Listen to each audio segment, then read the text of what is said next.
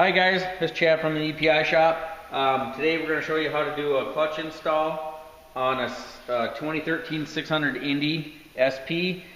This has got the new style P2 clutch. They also use the same clutch on the 600 Rushes and a few other models, so it'll be the same type of setup on those. We'll just kind of do a quick overview of how to take the clutches off, do a clutch kit install, and install everything back on there. First thing you want to do is, usually this tool is in your toolkit. This one here is an EPI one. If you don't have one or need one, EPI does offer those. But there's a couple threaded holes in here. You just thread that in, and as you tighten that up, it's going to open up the clutches and loosen the belt for you. And if you just changing the belt, that's all you really need to do. Then you can work your belt on and off. We're going to pull both clutches off, so we'll just leave it on there for now. And you just need to take a small bar, or if you got a really big screwdriver, that works too. Stick it through here. You just don't want to stick it in this part where it's sliding up and down. You don't want to mar that up at all. Just go on the outside of the clutch towers. And then you just loosen the clutch bolt.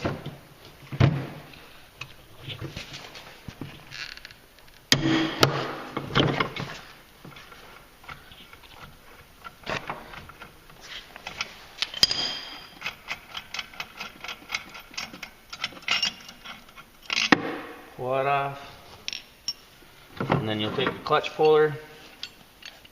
This is the EPI Clutch Puller PCP8. You always want to thread them in by hand. You don't want to use an end patch or anything like that. You can damage the clutch or your clutch puller. And then you want to tighten it up. Again, you're going to have to use your bar to keep it from rotating. And sometimes when you do these, get tight. That one just popped off pretty easy actually. Sometimes they're a lot harder than that, and they'll make a big pop noise when they come off. Sometimes you'll see them like getting really super tight, and you might just have to give it just a little love tap with a hammer, and it usually is enough vibrations to kind of pop it off there. But once it pops off like that, sometimes it's easier to back off the clutch puller.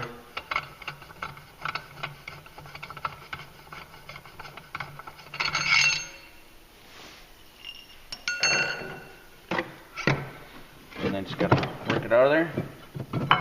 Your primary clutch is off. And set that down. And you can work your belt off. Again, if you're just changing the belt out on the trailer or anything, obviously you're not gonna pull your clutch off, but same process. And then you back this off.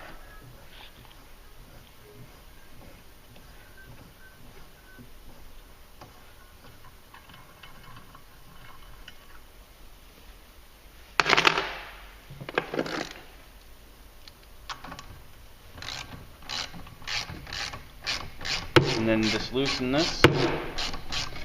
The important thing on this one is you'll have washers and shims both right under this big washer. So you always want to make sure you get those, and it can vary between the model and the year and stuff. They'll use that for your alignment and your jack shaft free play. And then pull it off, but when you pull it off, there's shims a lot of times behind it too. Whoops. Actually, on this model, it's easiest if you pull this bolt out, and that'll allow that to flex out a little bit more to get your clutch off. Alright, so I pulled out this bolt I forgot, and that allows you to flex this out. Obviously, if it's really cold, just be gentle so you don't crack it or anything. And then just pull this off, and just try to watch when you do it, look behind the clutch. There'll be some shims back there for alignment, and make sure they're stuck on there. Sometimes they'll stick to this part of the clutch, sometimes they're on here, and that's how you adjust your clutch alignment. Again, this is the back side of the P2 style clutch. It looks a lot different than any other ones out there, but we'll show you how to take it apart in the next step. Alright, so we're going to change the weights in the primary spring in the clutch. This is pretty much the same as almost all the Polaris snowmobiles, pretty much run the same design. The biggest thing you want to remember is there's an X right here, and there'll be an X down here. So whenever you take everything apart, make sure you put it back together the same way, because they're calibrated, they're balanced to be that way, and that's their lineup marks. What I like to do is I always just like to put an X on everything when I have it apart, and that way I know for sure, and it's easier to see. That way it goes together back way. They're the same way.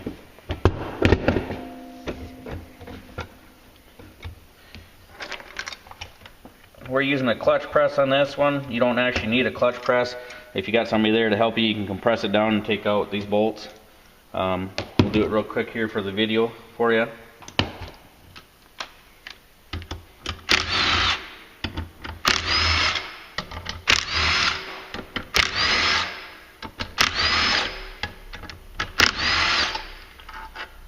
The biggest thing is if you're doing this by hand, you want to compress it down so it's holding down, so it's equal weight on the thing. If you're not holding it down, you start pulling out bolts, it's going to put all the pressure on one side, and it can damage your cover bushing here. You just got to be careful of that. The press holds everything nice and even, so it makes it easy.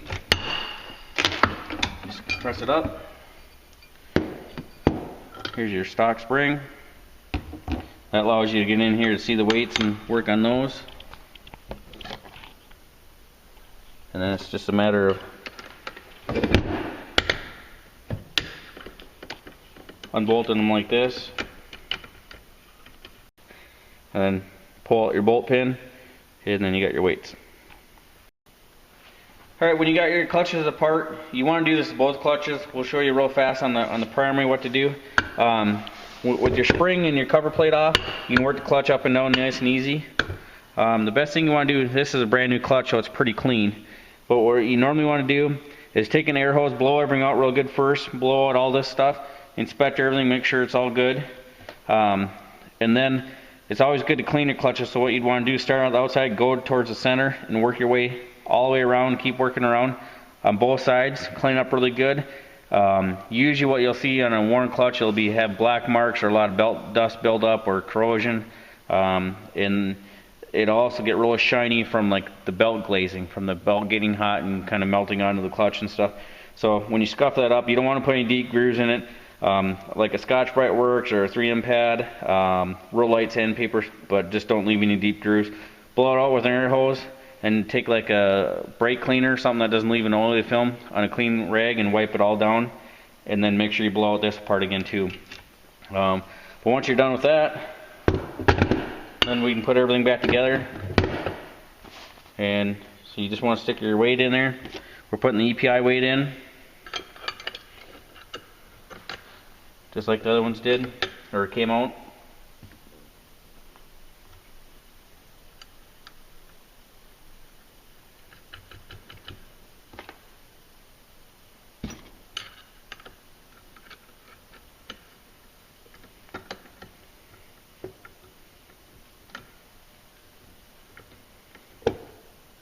Once you get it tight, you always want to check to make sure the weight moves freely in there. It should flop up and down like that. If it doesn't, always inspect your pin that's holding it in. Sometimes it can be worn, or sometimes that can be rusted up or corroded up and stuff too, so make sure that's good and clean, and make sure it's moving nice and free. Once you get all three weights in there, then it's just a matter of grabbing the primary spring, put your spring in, make sure it seats flat in there. And then, so the camera can see it, you'll want to line up your X's here and here, which we didn't have that apart on this one. But here's the cover plate. Line up your X there. And this compress them down in there.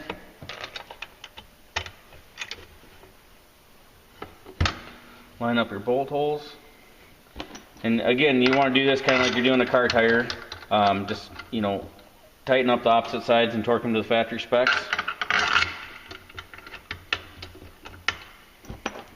And just tighten these down. And you're good to go. Alright, so now we're going to work on the secondary clutch. Again, this is the P2 clutch from Polaris. And then what we'll do, you want to go to the back side of it. And the factory normally tries to line up these X's on this. It's not as important as it is on the primary clutch, but it's, an alignment mark. Again, if you make a X someplace, that's just another reminder and a check mark for you to make sure you got it the same way it came apart. And then break these all loose, and back this off. There's no tension or anything on it, it's just a support bushing.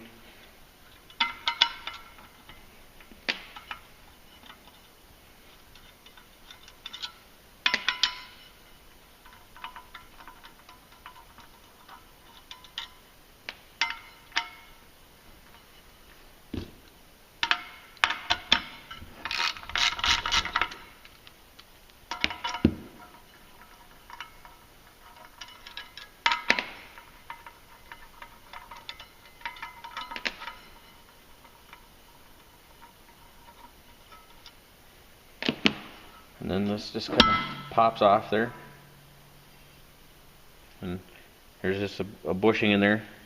When we go to install everything, just take a nice clean dry rag and just wipe that out clean. You don't want to put any chemicals or anything on it, but that should, you do that. If you got a lot of miles on it, you might need to inspect that and check it for wear. And then here's the backside of your helix. And what we'll have to use the EPI tool, the CCT 510, and we'll compress this down and then take that snap ring off. Alright, so what we did is we got the bottom nut and washer up here. Usually it won't sit flat in here because your deflection screw there. So that way it holds it up, holds it flat. Tighten on the collar. Tighten up the nut. And then you also want to have it sit so you can get down in there with the snap ring pliers.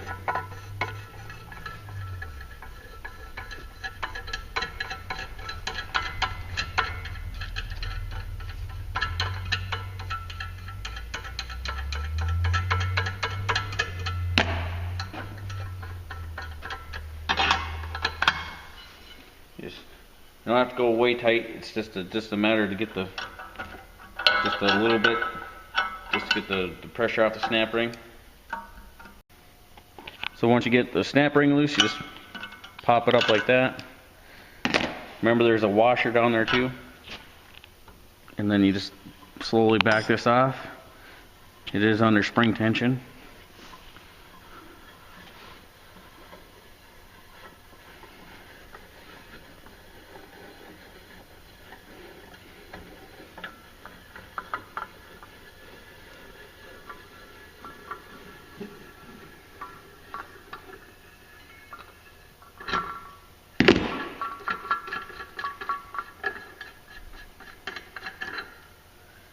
Take that off and pull the helix. Sometimes the spring might come with it.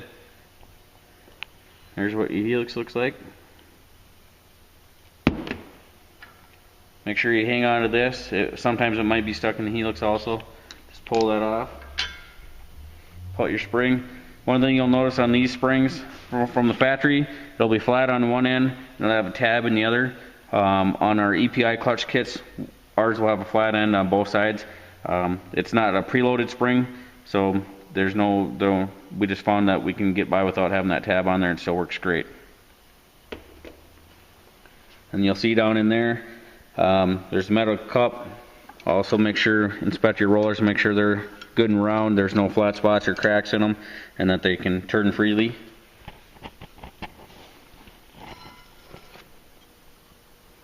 And then, I don't know if you'll be able to see it in the video or not, but there's a boss spline. When we go to put the helix in, it's a square or flatter spline compared to the other ones, and you have to line that up when you put everything together. There's the matching spline to go on the helix. And so when we go to put everything together, just make sure those are lined up, otherwise it's not going to go down. Alright, so just like on the primary clutch, you want to take this apart and clean it. This will just lift right out of here. And clean both sides, and then clean it out really good. This one's a brand new clutch, so we're just going to put her back together, show you in the video.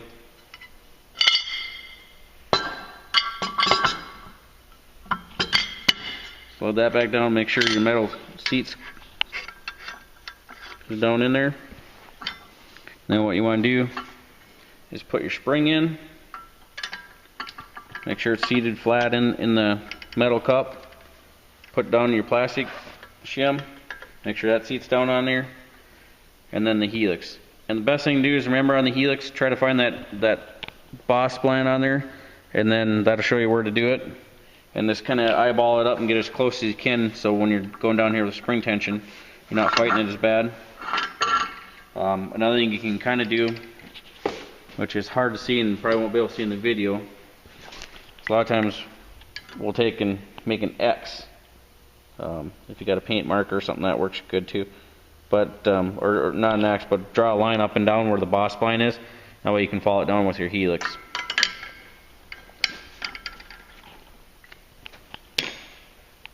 The biggest things when you're putting this together is you got to watch out the location of these rollers. The top and bottom half move separately, so unless you mark them on the outside edge, that's a good way to line everything up, make sure it goes together the same way. We didn't do that at the beginning of this, but it's a good way to do it. But as you're compressing it down, you're lining up your boss spline here. You also got to make sure that your roller drops into the proper spot where it's cut out for the ramp. And it's kind of confusing because there's lots of different dips in here. But if you look at this is the full one here that's got the round cutout on the edge, and that's your shift angles right there. And that's where it locks in for reverse. So you gotta have in that angle. If you have it in here, it doesn't go down nearly as far, and it's not gonna work, and you're gonna damage stuff if you put it together that way. So just make sure you're in these marks. So as you're installing it down, it shouldn't twist or anything as you go down. So the biggest thing is if you got it lined up to where it's gonna pop into this groove, as it goes down and touches the rollers, you should be good. And using the compression tool, don't forget your washer and your snap ring.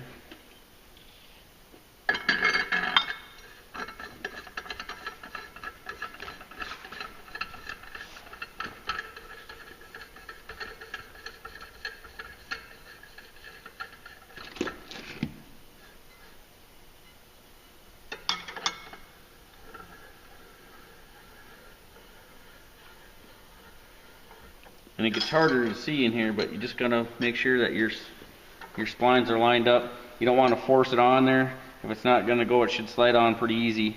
If you're not lined up, you don't want to mar up the splines at all. This one lined up pretty good, going right down in there. Again, it's not gonna let you go down a whole lot farther than what you absolutely have to, because it gets tight. And then it's just a matter of getting it down on there, getting the snap ring.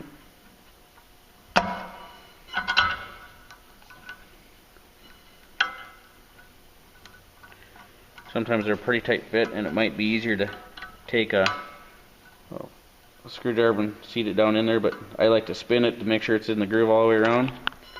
Once you got that, just back it off.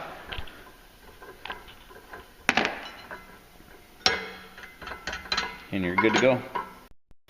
Alright, so helix and spring are in there. Just clean this cover bush again with a nice dry rag. We have our alignment X's that we made. There's also the factory ones. And just push this on there. And once you get it close, it just kind of seats itself as you tighten it down. And then the other important thing is make sure you use like a blue Loctite on these as you put them together.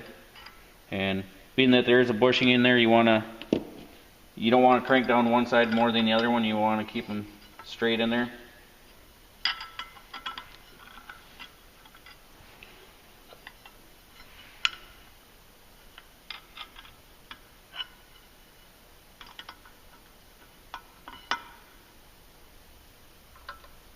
Usually once you get one or two started on the opposite sides, they'll seat themselves down in there. So sometimes you just got to push a little bit harder, and that'll seat them better.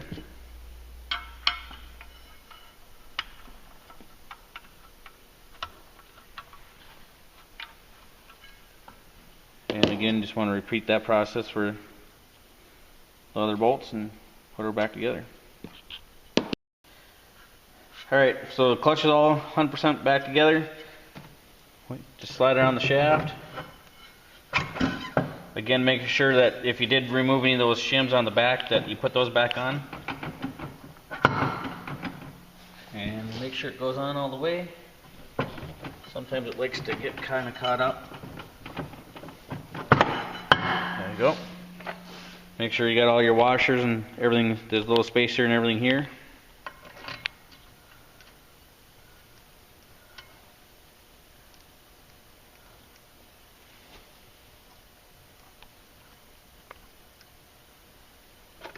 And then you'll want to tighten that bolt. And the spec sheet should be in the instructions for what torque to put it on and everything. And then, next thing to do is thread the little opening tool back in there. That opens up the clutch. You can get the belt on and off. And you can put the belt on. Another important thing on the belt is make sure you can read it, so you can read the lettering. Otherwise it'd be upside down. That's the wrong way. This is the right way.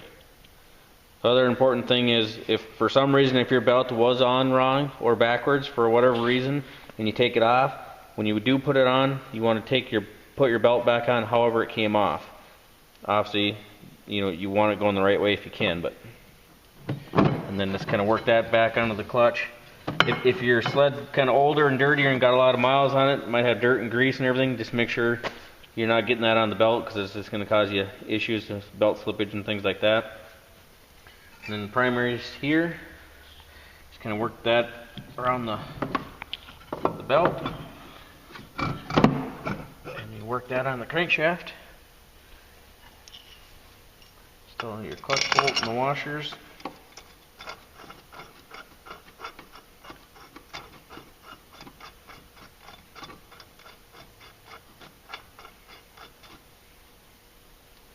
And we'll torque that to the factory specs, and we'll check everything else over real fast. Alright, to torque the primary clutch, it's a lot like this one we were taking off. You got to use a small bar,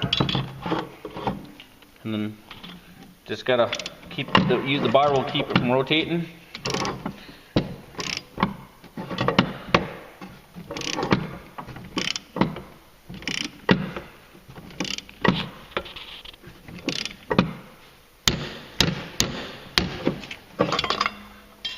Good there. And then what I like to do is, this is up on a jack stand right now. I try to force the belt as I'm spinning this part backwards to close the clutch. I'm trying to spin the belt with it. That way it doesn't clunk or bang on anything when you first go to take off. If you don't do that, it's fine. Just don't hit the gas real hard when you go to take off. And that'll reset that. Then you can kind of turn the clutches. The faster you turn them,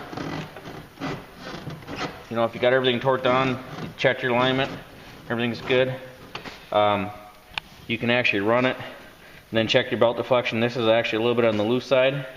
It's a brand new belt, just getting broke in. It's got a few miles on it, so we need to tighten that up a little bit. And what I like to do, and I think the best way to do, is start it up on a stand, run it, let it idle to a stop, and you'll see where it's at its resting location, because just from hand turning it, sometimes it doesn't reset itself all the way. So we'll check that and see if it tightens up. We might need to readjust that. If you do need to adjust it, you thread in your clutch puller or your clutch opener tool, and then you'll use an Allen wrench, and I think it's a 3/8 or 7/16 nut. You loosen that nut and either thread this in or out, adjusting how far the clutch opens and closes. You thread it out, that's normally going to tighten up your clutch. Thread it in, that'll loosen it. So.